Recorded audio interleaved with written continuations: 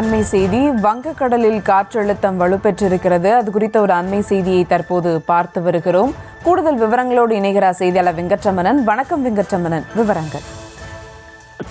வணக்கம். நேற்று முன்தினம் வங்கக்கடலில் உருவான குறைந்த காற்றழுத்த தாழ்வு பகுதி நேற்று ஒரிசா கடற்கரை பகுதிகளை ஒட்டிய வடமேற்கு வங்கக்கடல் பகுதியில நிலவி வந்த ஆழ்ந்த காற்றழுத்த தாழ்வு பகுதி தற்பொழுது காற்றழுத்த தாழ்வு மண்டலமாக வலுப்பெற்றிருப்பதாக இந்திய வானிலை ஆய்வு மையம் தெரிவித்திருக்கிறது.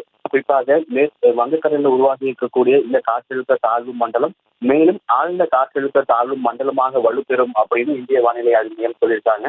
அதே வேளையில இது புயலாக வலுப்பெறுமா அப்படிங்கிறத தொடர்ந்து தற்பொழுது வரைக்கும் அதிகாரப்பூர்வமாக வானிலை ஆய்வு மையம் தெரிவிக்காத ஒரு சூழ்நிலை தற்பொழுது காற்றழுத்த தாழ்வு மண்டலம் மேலும் வலுவடைந்து ஆழ்ந்த காற்றழுத்த தாழ்வு மண்டலமாக வலுப்பெறும் அப்படிங்கிற தகவல் இந்திய வானிலை ஆய்வு மையம் சொல்லியிருக்காங்க.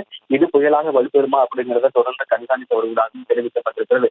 இது வடக்கு நோக்கி நகர்ந்து மேலும் ஆழ்ந்த காற்றழுத்த தாழ்வு மண்டலமாக தீவிரமடையும் எனவும் மே 29 பிற்பகல் மேற்கு வங்கம் வங்காளதேசம் கடற்கரையே இதே கரையை கடக்க வாய்ப்புள்ளது என தெரிவிக்கப்பட்டிருக்கிறது. மேலும் இதில் ஏதாவது மாற்றம் ஏற்பட்டு இந்த ஆழ்ந்த காற்றழுத்த தாழ்வு மண்டலமாகவே கரையை கடக்குமா அல்லது புயலாக வலுப்பெற்று கரையை கடக்குமா அப்படிங்கிறத தொடர்ந்து இந்திய வானிலை ஆய்வு மையம் கண்காணித்து வருவதாக தெரிவிக்கப்பட்டிருக்கிறது.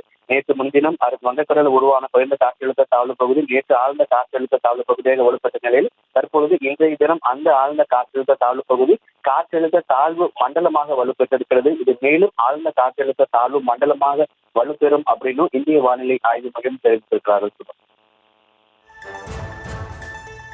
விவரங்களுக்கு நன்றி வெங்கட்ரமணன்.